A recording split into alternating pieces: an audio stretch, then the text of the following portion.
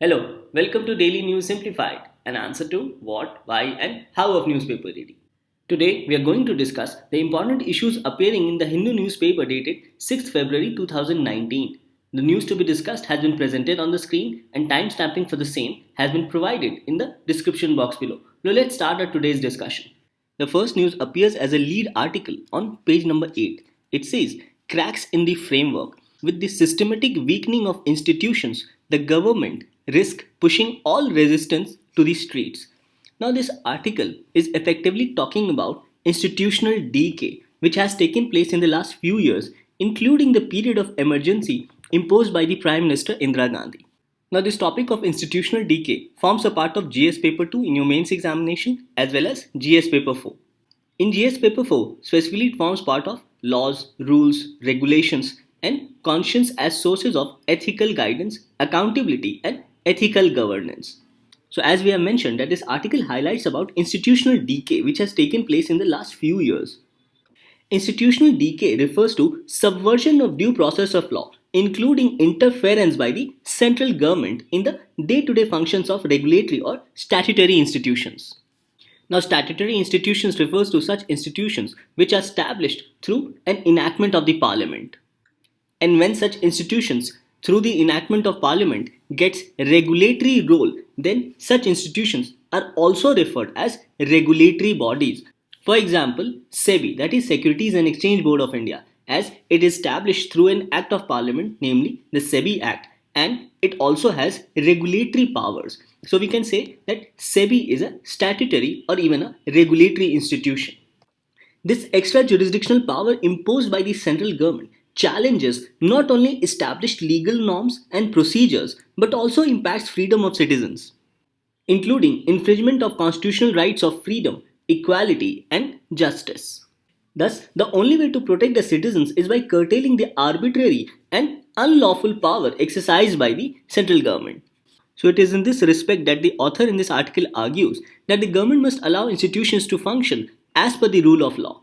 Now, according to the World Justice Project, there are four universal principles of rule of law.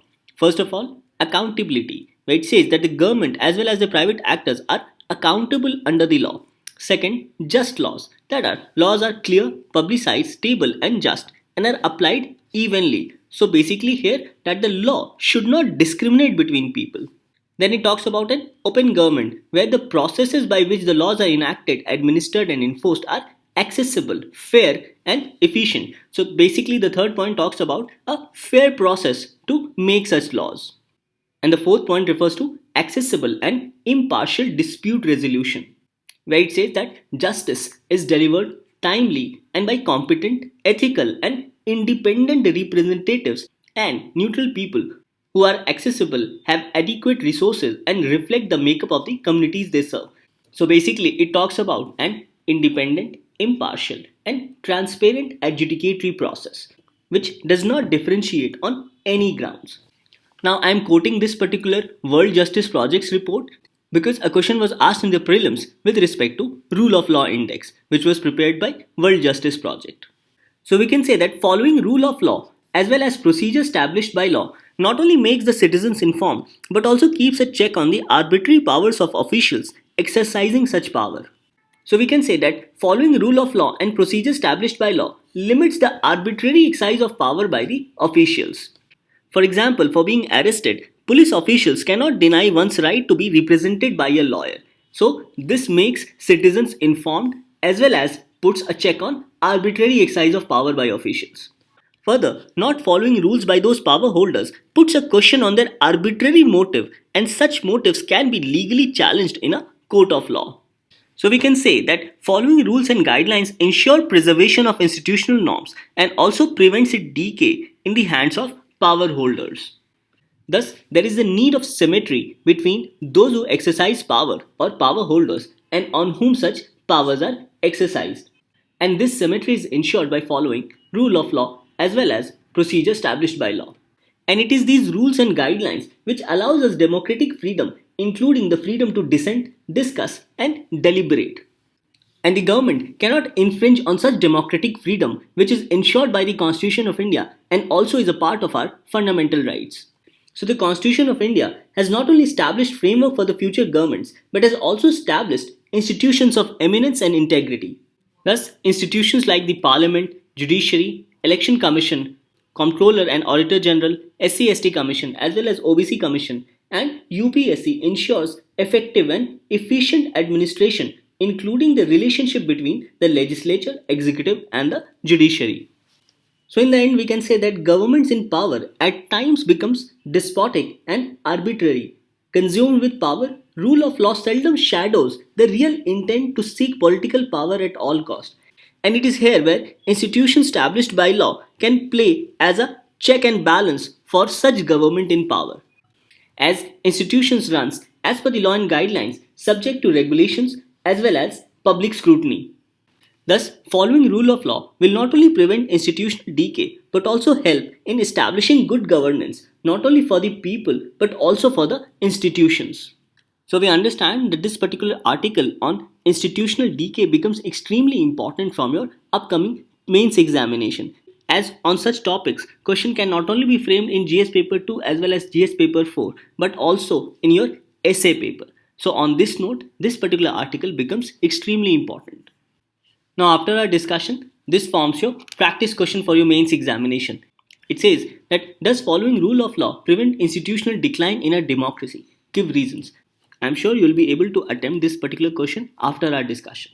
Now this particular question was asked in the prelims of 2018. The question was, rule of law index is released by which of the following? Options were Amnesty International, International Court of Justice, the Office of UN Commissioner for Human Rights, and World Justice Project. So in this, the correct answer was World Justice Project. As we have already discussed the four universal principles of World Justice Project with respect to rule of law, mainly accountability, just laws, open government, and accessible and impartial dispute resolution. So we understand that this topic becomes important not only from your mains perspective but also from your prelims perspective, specifically with respect to rule of law. So with this, let's move on to our next news analysis. The next news appears as the data point on page number 9. It talks about the dry run, that is shortage of rain, which is impacting soil moisture throughout the country. It says that severe shortage of rain in 2018 has reduced soil moisture in Gujarat, Maharashtra, Bihar, Andhra Pradesh, Rajasthan, and Karnataka. And this has led to an agrarian drought. Now, this map shows the change in moisture in the year 2018. Now, the soil moisture in this particular map has been depicted by these colors, where the red color shows a lack of soil moisture, but blue color shows abundant soil moisture. And through this map, we can see that change in surface moisture from October to December 2018, most of the areas are in either brown or in red colors, depicting a lack of soil moisture. Now, lack of soil moisture hinders seed germination, whereas lack of subsurface moisture deters or reduces the growth of a crop.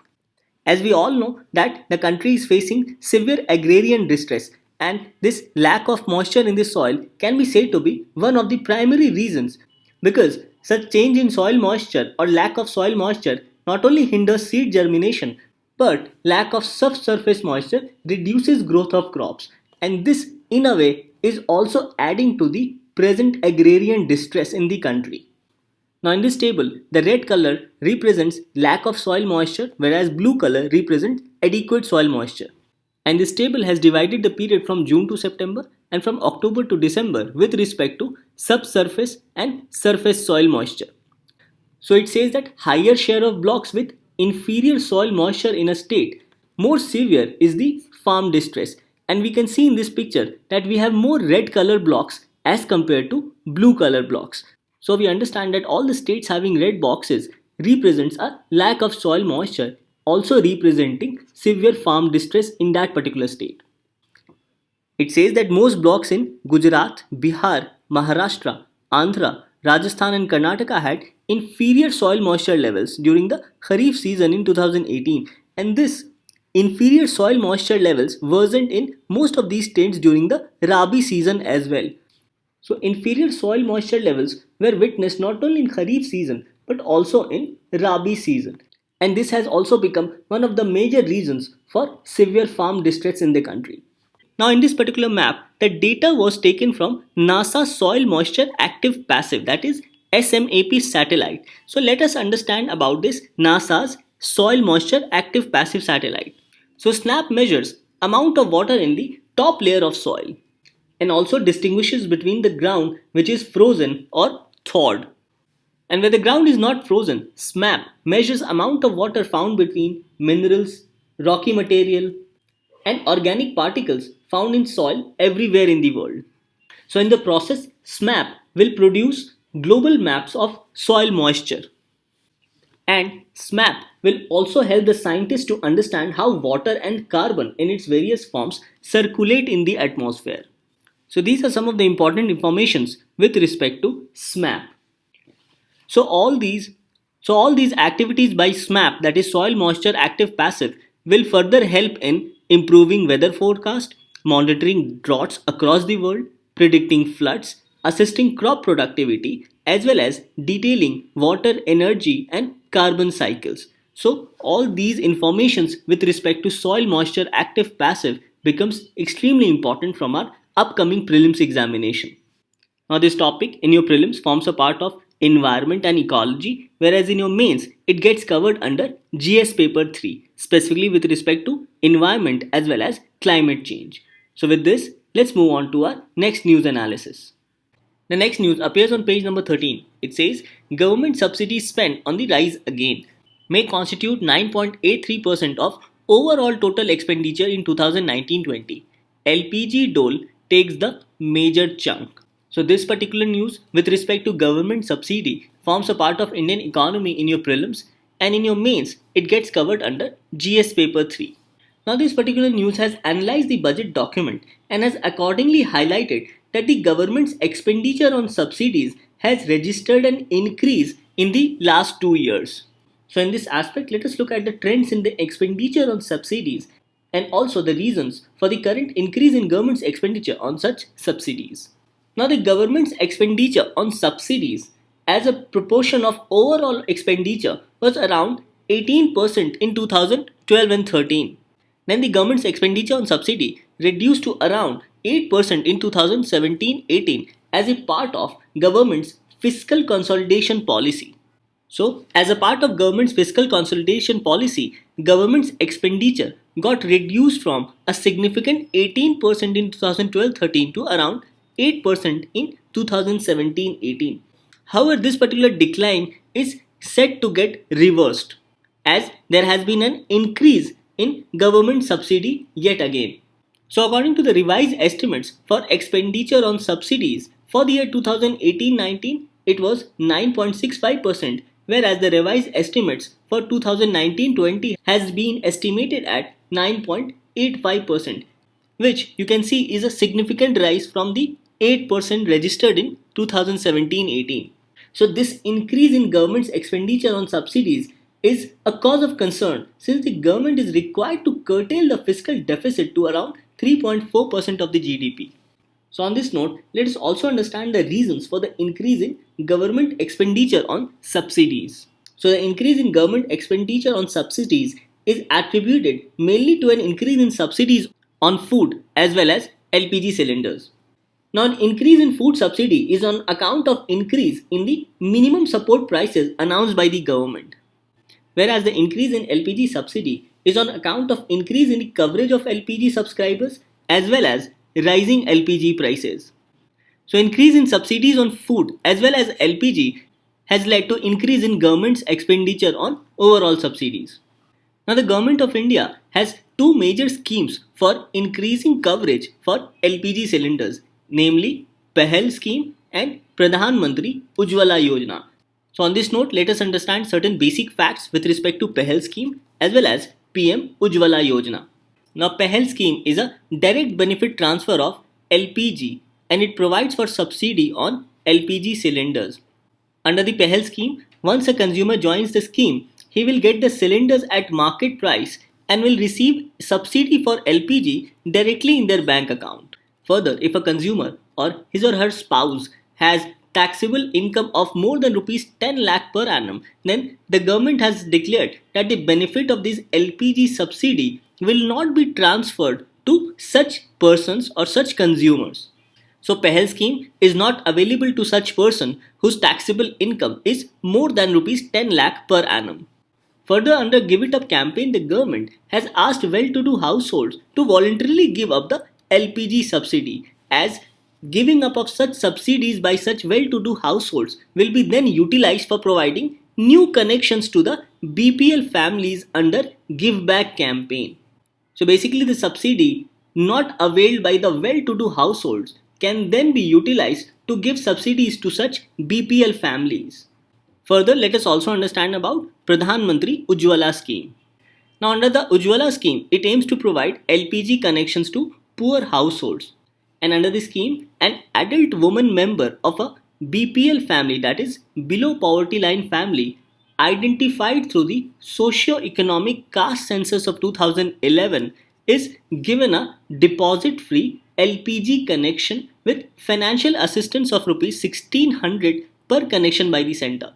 And such eligible households under the Pradhan Mantri Ujjwala Yojana will be identified in consultation with state governments and union territories. So basically, under the Pradhan Mantri Ujjwala Yojana, it provides for LPG connections to poor households who are below the poverty line. And under the scheme, an adult woman member of a BPL family who are identified through this socio-economic caste census of 2011 is given a deposit-free LPG connection along with financial assistance of rupees 1600 per connectivity by the center.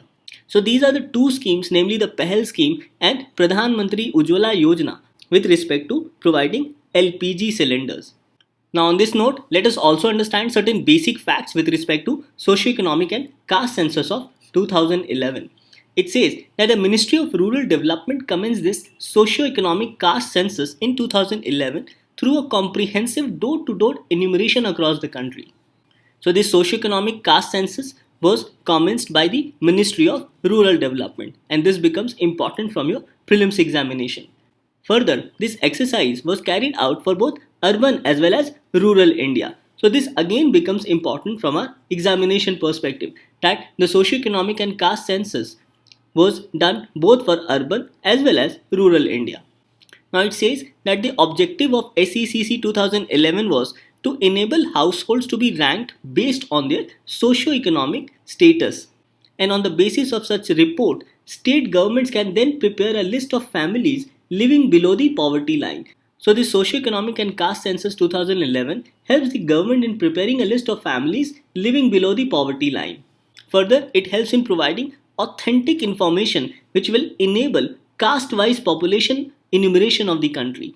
So basically, it will also help to enumerate caste-wise population across the country.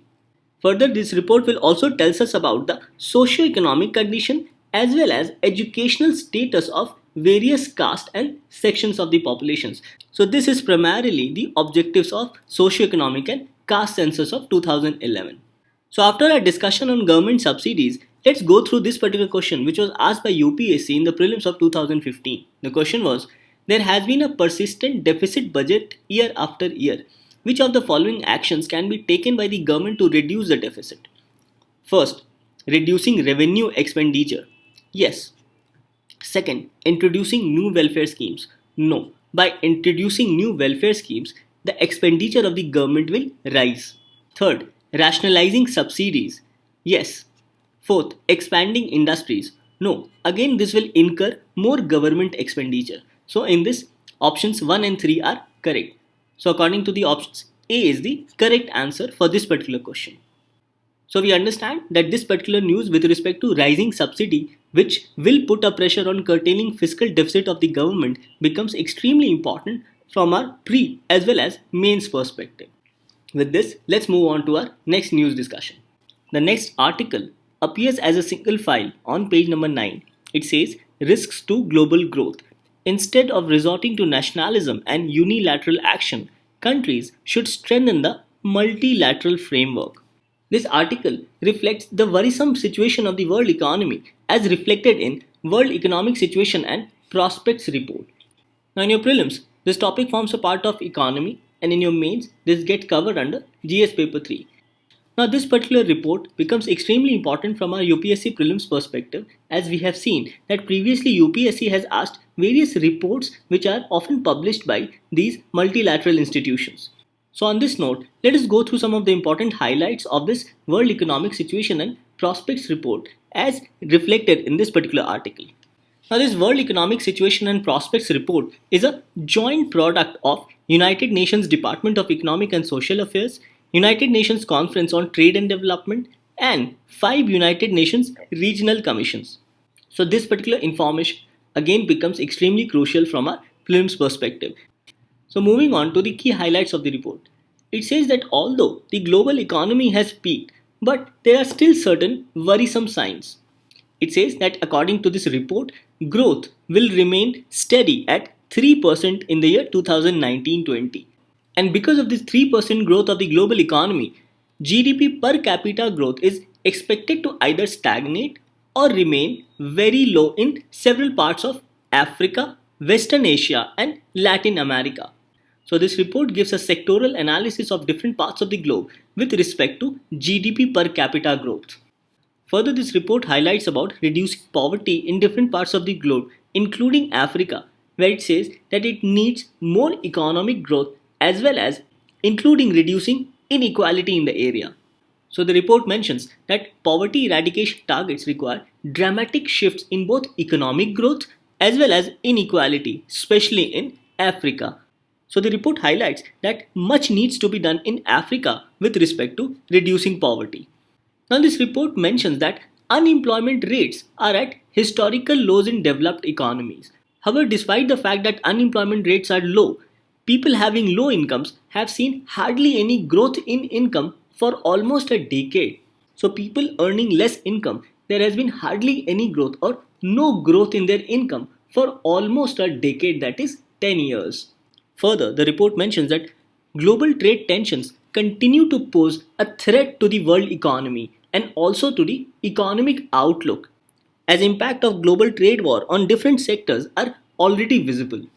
The report further mentions that rising level of global debts pose a major threat to financial sustainability of growth, and particularly countries having higher levels of dollar denominated debts are mainly vulnerable to these financial stress.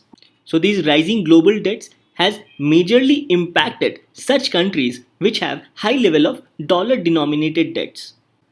And these dollar denominated debts are particularly vulnerable because of fluctuation of price of dollar in the international financial market. Further, the report highlights that transition towards sustainable patterns of production as well as consumption is not happening at the pace which is fast enough. And further, issues of climate change is also going to impact the human cost of disasters. So, all these aspects pose a threat on the financial economy. Further, the impact of climate disaster is mainly borne by low income and lower middle income countries, and its financial risk or financial aspect, including human cost, is extremely high. So, basically, such low income and lower middle income countries are particularly vulnerable to such climate disasters, as it also has an economic impact on such countries. So, these are some of the key highlights as reflected in the World Economic Situation and Prospects report. Now, after the discussion, let's go through these questions asked in the year 2015 and 2016 by the UPSC. In 2015, the question was, which of the following issues the Global Economic Prospects report periodically? In this, the correct answer was World Bank, that is D. Now, these two questions were asked in the year 2016. India's ranking in the Ease of Doing Business Index is sometimes seen in the news. Which of the following has declared that ranking? So, in this, World Bank is the correct answer, as World Bank declared Ease of Doing Business Index ranking. Now, this question said Global Financial Stability Report is prepared by the. In this, the correct answer was B, that is International Monetary Fund. So, we understand that different questions have been asked on various reports by these multilateral institutions. So, on this aspect, World Economic Situation and Prospects report becomes extremely important. And to revise it, this particular report is a joint product of United Nations Department of Economic and Social Affairs, United Nations Conference on Trade and Development, and 5 United Nations regional commissions. So in this news analysis, you must remember about this particular report as well as some of the key highlights of this particular report. With this, let's move on to our next news analysis. The next news appears on page number 18 as a brief. Now this news talks about the Siamese fighting fish, which has been named Thailand's national aquatic animal. It says that known in the West as betta fish, the underwater brawler is popular in aquariums for its iridescent body and many hued tail. The government of Thailand has cited various historical and cultural significance for naming it as the national aquatic animal of Thailand. These Siamese fighting fish inhabits intact marshlands in shallow zones and also are adaptive to paddy fields. And as per the IUCN Red List, it is designated as vulnerable, as you can see in this particular picture. Now, this topic in your prelims examination forms a part of environmental ecology as well as current events of international importance, as the Siamese fighting fish has been declared as Thailand's national aquatic animal.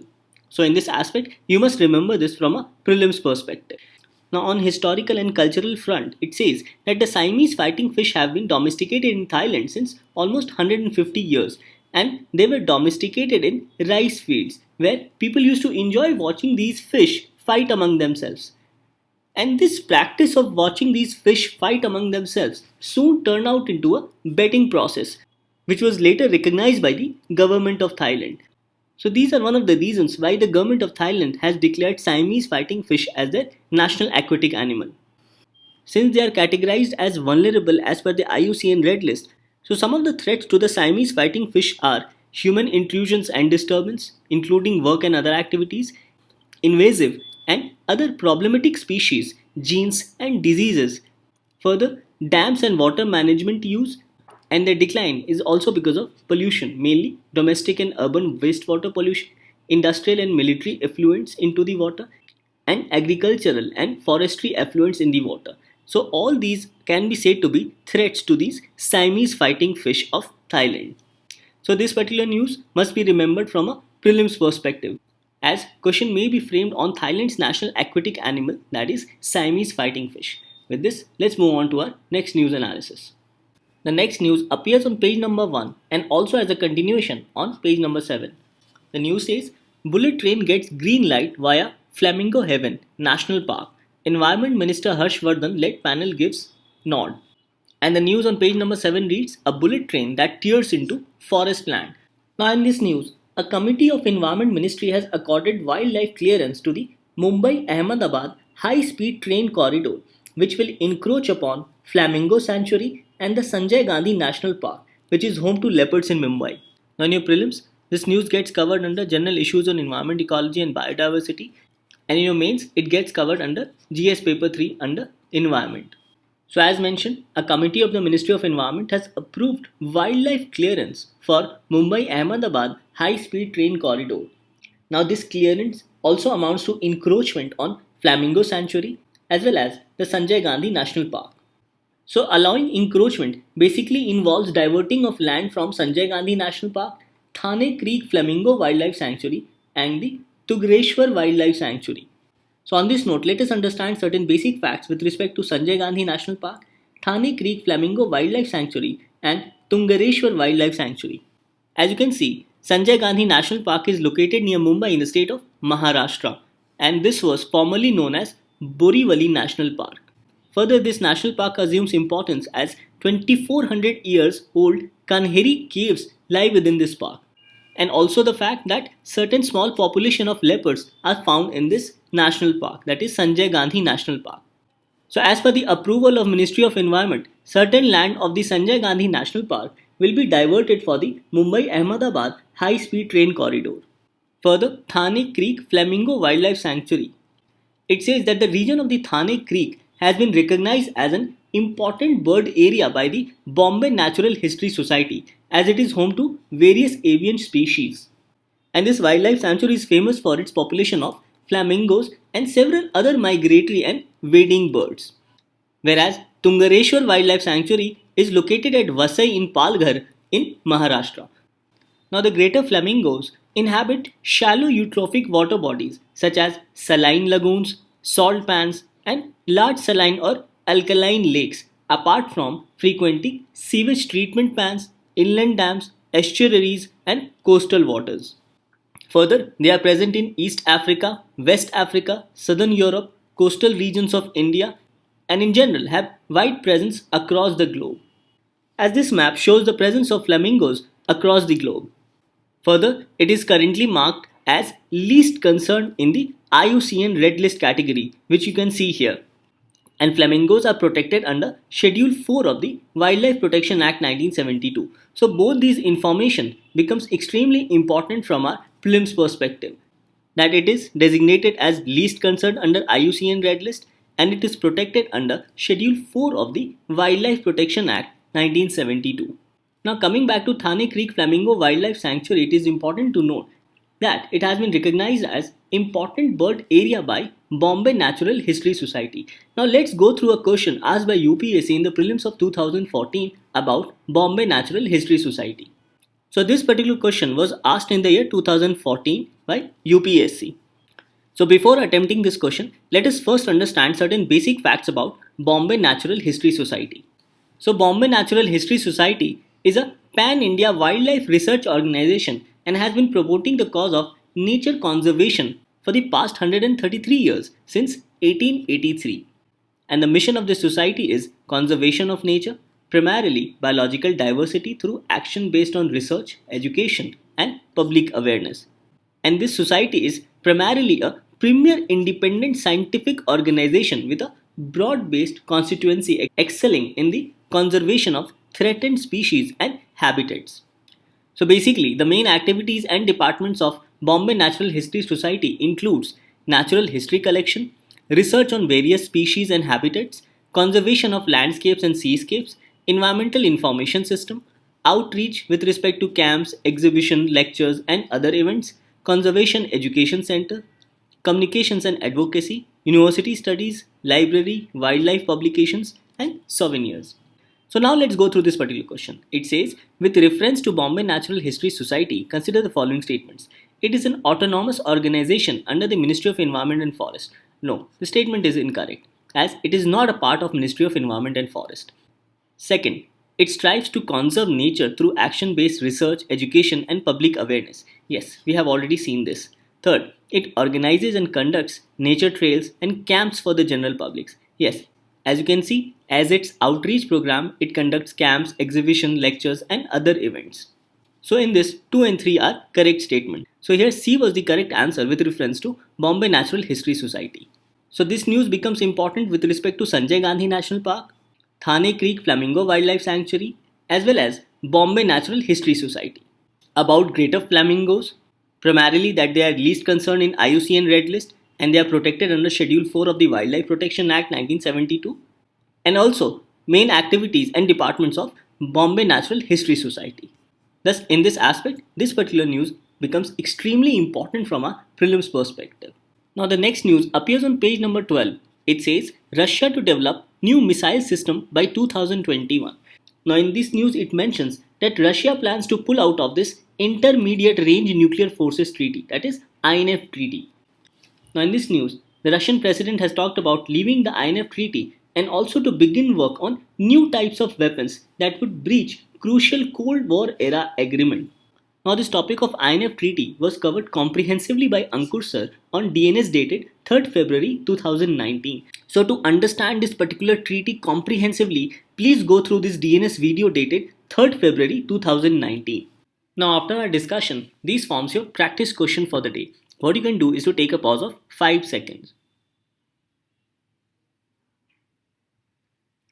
The question reads, consider the following statements about soil moisture active passive, that is SMAP. First, it measures water in top layer of soil. Yes, the statement is correct. Second, it measures water between rocks, minerals and organic particles. Yes, this is also correct. Third, it helps in producing global map on soil moisture. Yes, this is also correct. So in this, all the 3 statements are correct. That is, D is the correct answer. The second question says, which of the following government schemes can be associated with subsidy in LPG cylinders? First, PEHL, yes. Second, PM Ujjwala Yojana, yes, this is also correct. Jan Dhan Yojana, no. Swayam, no. So in this, only 1 and 2 are correct answers. So here, A becomes a correct answer. Moving further, these also forms your practice question for the day. What you can do is to take a pause of 5 seconds. First, it says World Economic Situations and Prospects Report is prepared by A. IMF, B. WTO, C. World Bank, D. None of the above. In this, the correct answer is none of the above, as the report is a joint product of United Nations Department of Economic and Social Affairs, United Nations Conference on Trade and Development, and 5 UN regional commissions. Moving to the next question, it says consider the following statements. First, Sanjay Gandhi National Park in Mumbai is famous for Kanheri caves. Yes, the statement is correct as we have already discussed. Second, Thane Creek has been recognized as important bird area by Bombay Natural History Society. Yes, the statement is also correct. Third, Tungareshwar Wildlife Sanctuary is located in Jharkhand.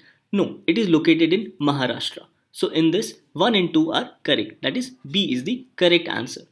Now moving to this next question, it says, consider the following statements about Siamese fighting fish. First, it has been named Japan's national aquatic animal. No, this statement is incorrect as it has been named as Thailand's national aquatic animal. Second, it is categorized as vulnerable as per IUCN Red List. Yes, this statement is correct. So in this, B is the correct answer. That is 2 only. With this, we come to an end to discussion of today's newspaper.